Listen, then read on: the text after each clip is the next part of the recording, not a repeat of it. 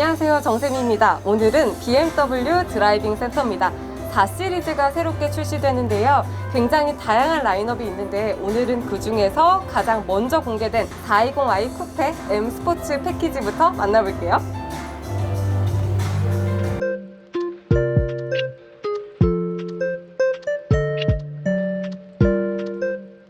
네, 4 시리즈는 지난 2013년에 공개가 됐는데요.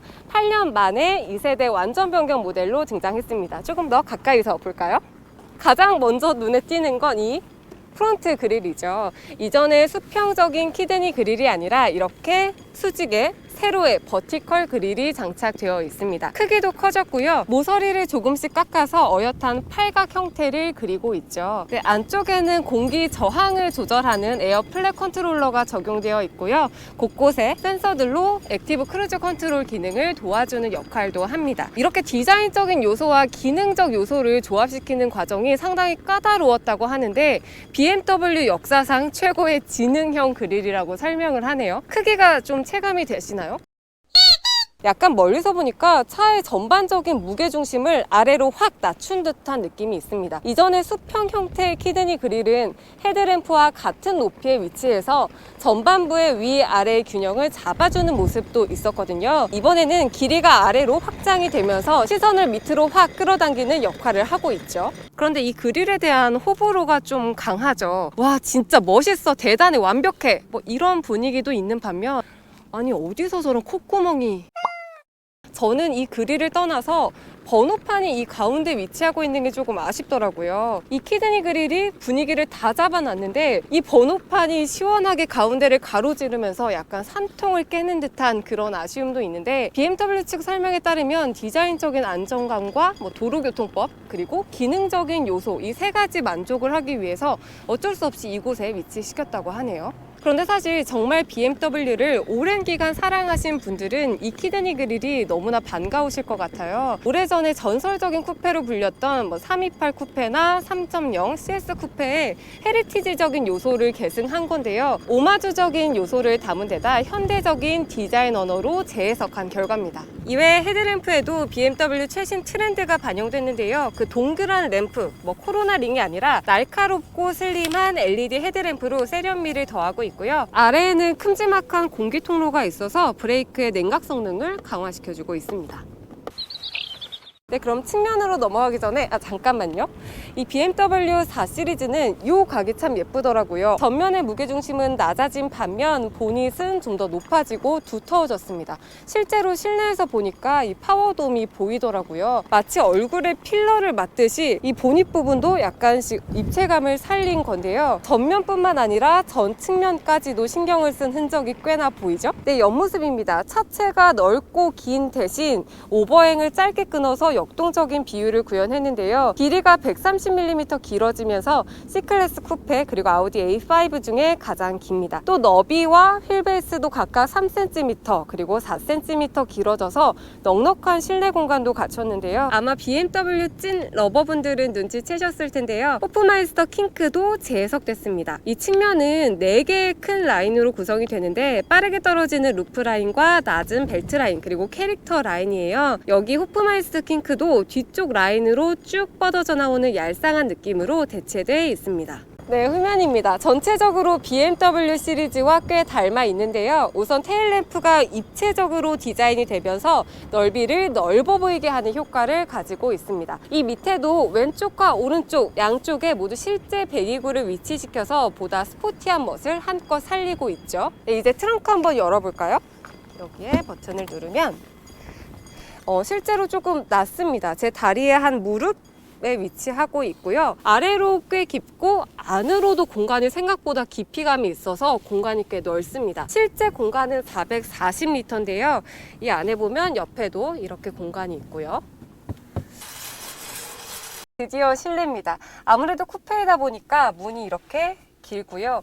이런 차들이 멋스럽긴 하지만 타고 내릴 때 조금 불편하잖아요. 그런데 시트 포지션이 아주 편하게 설계가 되어 있습니다. 특히 여기 옆구리 부분과 허리 부분이 톡 튀어나와 있어서 제 몸을 단단하게 받쳐주고 있다는 그런 기분이 드네요. 그리고 문을 딱 닫으면은 사이드벨트 가이드가 이렇게 나와 있어요. 저한테 안전벨트를 매라고 지시를 하는 건데 특이한 거는 안전벨트 멜 때까지 들어가지 않습니다. 이런 게 독일 감성이겠죠?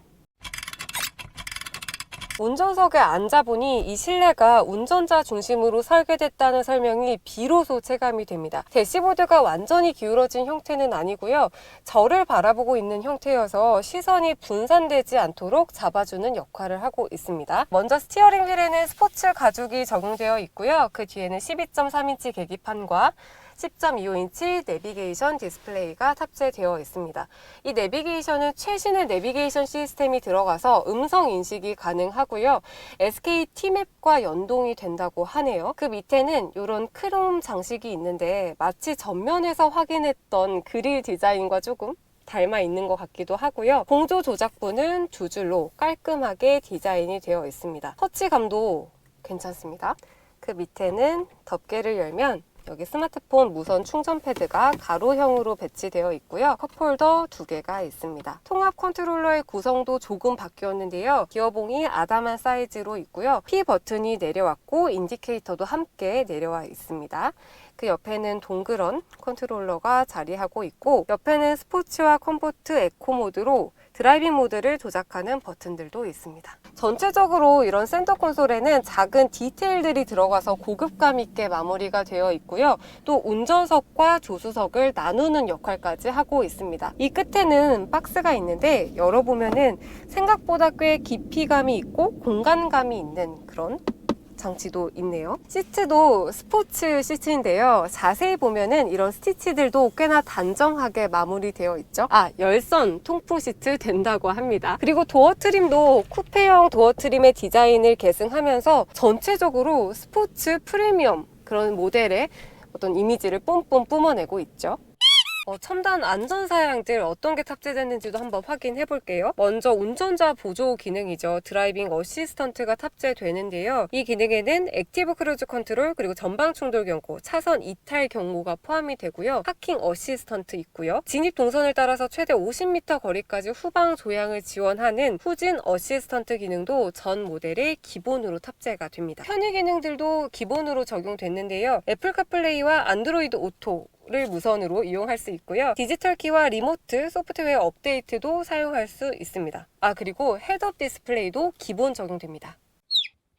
네, 저는 이제 2열을 타보겠습니다. 여기 1열 뒤에 손잡이가 있어요. 이걸 이렇게 앞으로 밀어주면 1열 시트가 알아서 앞으로 이동을 합니다. 이 정도 공간이 확장이 돼요.